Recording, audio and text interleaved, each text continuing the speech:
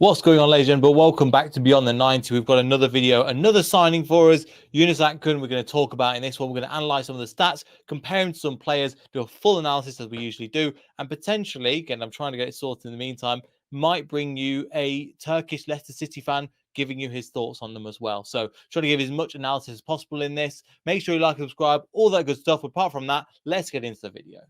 So a little bit of an introduction. His name's Yunus Akgün. You probably know he's signed for Leicester City at the moment on loan this season. I'll give you a breakdown of some of the details later on. But yes, so he's got, again, attacking right winger. Again, a desperate need of a right winger, even with Casey McAteer and Marcel doing really, really well as well. He can play right. And what's interesting is that he's left-footed. We're going to talk about that and compare him to Mavididi later on and the different types of profile of players they are. But he's on loan for now. But there's an obligation to buy on a 5-year contract as well. Now, he's worked with Maresca before. Just again, I'm going to give you some of the analysis later on. He's worked with Maresca when Maresca was an assistant manager at Sevilla. They had him on loan, which was interesting. So we'll get into that a little bit later. So he's got a bit of experience with him, but he's relatively small. Plays on the right-hand side with a left-footed player. Looks like he looks really interesting in terms of a player at the moment. And he's going to come into the first team as part of the development that we've got going on as well. But interesting that he plays on the left and he can play either left or right. So I'll show you some of the clips and the different kinds of abilities he can do. Yes, it's only some clips off YouTube, but I thought it would be interesting to look at as well.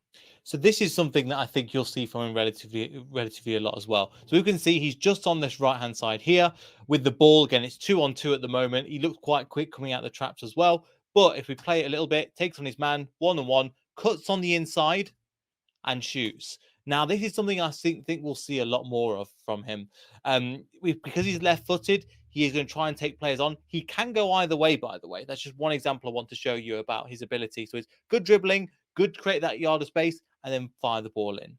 So here's another position. Again, the ball's come across on the left-hand side. Imagine a Mavididi or even a Nacho playing like that, this role as well. And he's just here in the centre. If you watch his movement, which is quite good. Yes, it is the Turkish league, but I just thought I'd show you another example of him hitting with his other foot.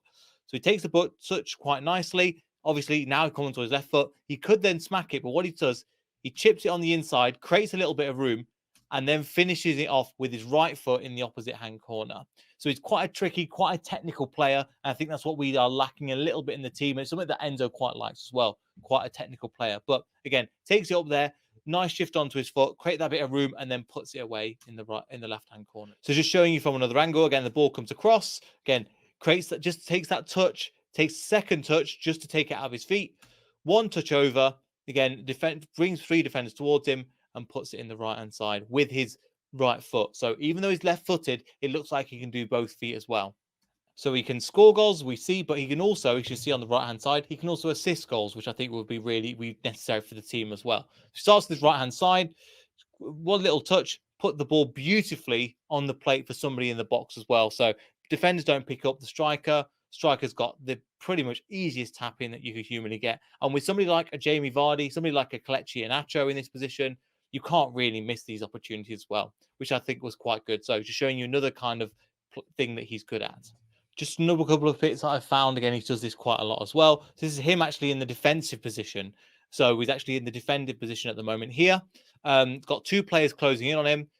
Little touch, 1, 2, and he's out, and he's broke out of that. So I think that's something that we can utilize quite a little bit as well. Defensively tracking back. Something that Ricardo does really well. Breaking out of that press, escaping the pressure, and then playing a forward ball as well. I think will be really useful for us. So at this moment in time, he's not played any minutes. Again, we're currently recording when the Tranmere match is on and he's on the bench. However, and we're not able to watch it. However, just coming into this game, I'm going to show you the latest game he played against the Champions League, I think, qualifier or against Mold as well. So I'm going to show you that, his average position, how he works, and what we can expect from him as a player, as well as the bits I've just mentioned. So something I want to show you from this one, again, this is the match they were playing recently as well. He did score a goal, but it was just clounted offside as well. It was a foul earlier on. But this is him on this right-hand side playing a 4-2-3-1. If we look at, for example, at his heat map, 2 main positions. Okay, it's right on this right-hand side and has the ability to cut in and play on this right-hand side. You imagine this for Leicester. He's probably going to play more this position, but also as he's going back, he's also quite defensive. Now, it's something we've seen with Mavididi a lot, especially his work off the ball is really good as well. So serve scores, it's again 7.2, not too bad for this game. And average positioning, if we try and open this up for the teams at the moment, his average positioning in this was pretty much stuck on this left wing. So we've got, again, two playing the same position, him on his own, which, again, for me is promising, the fact that he's there on his own. Number 9 out on his own. And then you've got the other players in the other positions. But he's pretty much a right winger, and that's pretty much what we need for the team. So we know he plays a right winger, but how specifically does he going to fit into Leicester City? We don't play the 4-2-3-1 or kind of play a 4-3-3. But I'm going to show you how he works in terms of Leicester City and how he would fit in with the formation. So this is how we sit up at the moment. Again, we play like I've put Hermansen high up because at times he literally plays as a wide player. But got 3, you've got the 2, you've got the 4, and you've got the 1. Now in Nacho, again, you can see there as well. But we've got, again, the 2 8s that will press up. They'll probably push alongside Iheanacho, try and head into the box around this position as well. So play high, as we mentioned with the Casady analysis there. Play Iheanacho at the top as well. And with players like Mavididi, they'll probably tuck, as we saw against the Cardiff game, really wide off on the outside when we're out of possession, stretching the pitch as far as humanly possible. That allows them, again, with players like Doyle, who's been fantastic with his long-range passing, fast winks. This allows them to play when we're out of position, these long balls in. And with Akgun as well, he's probably going to come. He's going to come on the inside, and this is where we want him in these kind of dangerous positions. He can then either come on the outside for then somebody like Iheanacho just to get the ball across and then finish to the back of the net, or again, depending on what Casady does, again, Casady can go wide, for example, Casady, I should probably say, and Akgun then come on the inside and then can shoot, or with players like Mavididi, KDH, Iheanacho, getting in the box to finish off these positions as well. So that's how I see him. So if you look at the position that we're playing at the moment, he's probably going to set up with this 4-2-3-1. But remember, something we've seen as well, they're pushing out so wide on the touchline. The idea of Akgun, I think, will be taking on a man, getting past and getting the ball in. Something that I thought we'd see more from Mavididi. I'm not hating on him. I'm just saying I thought we'd see more, but I still think he's a good player. On this right-hand side with the likes of Marco, Brighton, Marcel's looked good, but can he keep it up 48 games? Probably not. And then he's got the option of, again, coming inside or going around the outside. And then with the likes of, again, as we saw from the videos before, putting it on a plate for something like an Iheanacho, or even with KDH coming into the box, a long ball over the top, as we've seen before, like Iheanacho did before to Casey McAteer, over here, and then KDH coming in the box with a header. That's how I think he would work at Leicester City. So that's how he fits in at Leicester. But let's compare him for player. When we looked at the previous example, Mavididi one side and Akgun the other. Let's look at comparing the different players, because even though they're both wingers, they play on opposite sides. They're both inverse-footed, which means that Mavididi is actually prominently right, can go either way, and Yunus is the other way around, where he's right, but he's prominently left-footed. We're going to compare them and see the differences between both of them, and just from our eye test of Mavididi as well. So looking at them at the moment, we can see just from this side, I could point the wrong side, we can see that they're quite similar in terms of score. Now, bearing in mind, Akgun is younger, he's smaller in stature as well, which is probably why you're seeing the likes of the physicality, looking like the Mavididi is less physical. But again, in terms of defending, it's not really what they're used for, but they're both similar. They're both track back, as we saw from the Mold game as well. Heading, similar. Dribbling, this is where Yunus is a little bit more. So when we compare the likes of them two, the ball because of his lower center of gravity, because he's slightly smaller as well, the ball sticks with him a little bit more. Mavididi will more likely to be kick it past him and then run after the ball or give him a long ball. With Yunus, I've got to feel like they're going to hold him the ball close, give him a one, and then try and create that space away from him. Less physical, more attacking, and what's really interesting to me with the vision, the fact that you can potentially switch the play, or as the number 8s want to do, come into the box late, see players that are running. So this vision, I think, will be really, really useful. The fact that you're seeing players come into the box like the Casadais and your KDHs late on in the game would be a really good example of, again, why the vision. For me, it's something that's really underrated, the vision, seeing what is happening before it happens and bringing other people into play as well. So for me, again, it's a different profile of player, but I'm down for it as well. I think this will be a really good one. And this is super cheeky, but I thought I'd compare him to Riyad Mahrez. This is something that we've talked about for ages. Have we got the Riyad Mahrez replacement? And at the moment, you're looking at defensively similar, heading similar, dribbling. It looks like Yunus is actually better, which is incredible, to be honest. But again, with the passing range and the physicality, Mari's better physicality-wise. We know Mari's wasn't a physical player as well. But again, it's almost unfair to compare a player that's coming into the championship compared to a treble winner. Like Riyad Mahrez is phenomenal. I know he's gone over to Saudi Arabia now, but still. Just I think because they're similar players, they both play on that right-hand side. They both cut in with their left. And this is the player.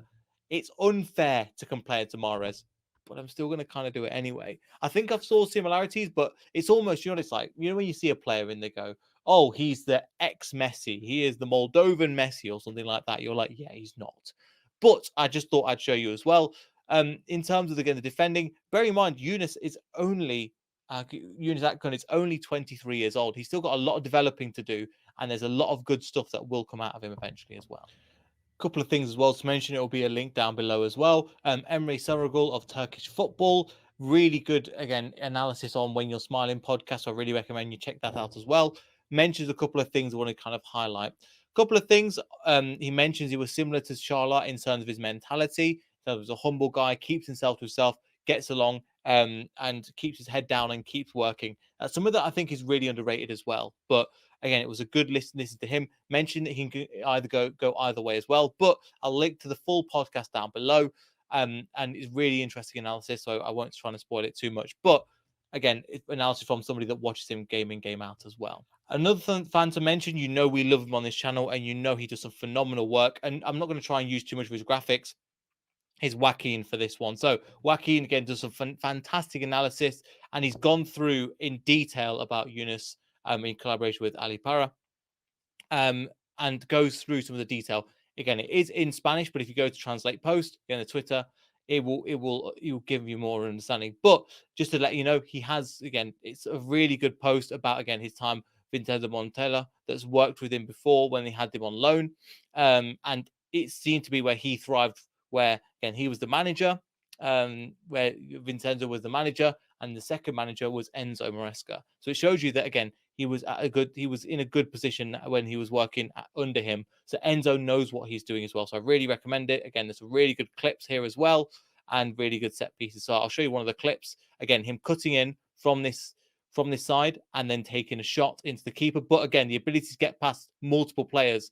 Again, who does that remind you of? Again, I'm not going to play too much of it. I really recommend for your own homework, go and have a look at that thread because it's a phenomenal thread as well. So the deal initials. So in conclusion, a little bit about the deal, probably left us a little bit late, but the deal is probably for about 5 years. So the first year is going to be on loan because of FFP. We're in a little bit of FFP trouble at the moment. We're waiting to get people out the door. I know Timothy Castanha's left really recently, but we're getting them on loan. And when they hit a mandatory amount of games played, they'll trigger it, which is around 7 million pounds or 7 million euros-ish at the moment. And the fee is around 500,000 in general for the loan fee. And then if he plays X amount of games, I think the majority of the games, he will get signed on a permanent as well. So what do I think? I think it'll be a good signing. I think we've been asking for this for a while. The fact that this season we were coming in, especially with the likes of Harvey Barnes leaving, we've got Mavi Didi on one side. Yunus looks like he's coming on that side, and he looks like he's going to fill that position quite nicely. He won't even be the last right winger we sign from, in my opinion. We've got another player that's going to be signing Abdul soon as well from Sporting Lisbon. A bit more of a rawer talent, a bit younger, but he got a thunderbolt of a left foot, but we'll come into that a little bit later. Coming back to Yunus, I think he's a great signing. I think he's a really good player for what we're trying to do, what we're trying to achieve, and also as part of Project Enzo, building that out a little bit more. You can see the profile of player he's going for, whether it's quite a small, doesn't have to be physical, his central gravity is quite low, he can get past the play, he can go 1-2. My only concern at the moment, he's 173. You need a bit more physicality for the championship. He can get away with it for a bit, but you look at the likes of Rotherham, you look like the Huddersfield, who we've played them before. They're a more physical team. They'll push you around a little bit more. When we see players like Jose Perez, I'm not saying he's the same kind of player, but they used to shy away from the ball. I'm just expecting him to go for it again and again. And you know what? I think he'll be a success at Leicester City, to be honest with you. I know I've said that with a few players before, but this one makes sense. Got a good gut feeling about this one. And all the players that we've signed so far have hit the ground running. The only player that hasn't is Cody because of his injury, but hopefully he'll be coming back into the squad soon. So that's my thoughts. That's my analysis. What do you think? Leave them in the comments down below. As well as that, I've got all the resources that I've linked. So loads of resources and loads of different links down in the description if you want to do some more homework on him as well. I'll leave the videos. I'll leave the analysis by Joaquin. I'll leave the When You're Smiling podcast as well. I'll leave all that information if you want to do some further research on him. Like, subscribe, comment, all that good stuff. And I'll see you all in the next video. So